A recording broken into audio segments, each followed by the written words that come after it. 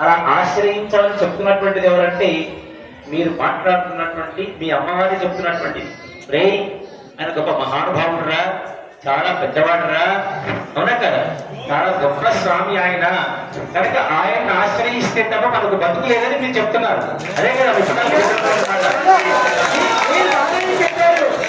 ఒకసారి స్వామి చాలా బాధపడుతూ చాలా దుఃఖంతో ఉంటే అమ్మవారు స్వామి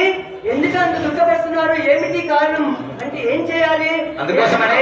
వచ్చాను మీ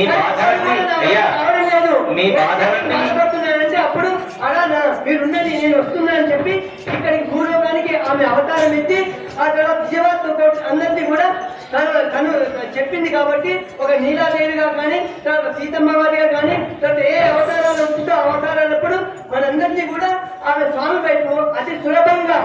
స్వామికి పాఠం చెప్పింది. టీచర్ విద్యార్థులు చెప్పినట్టు మీరు దక్షిణ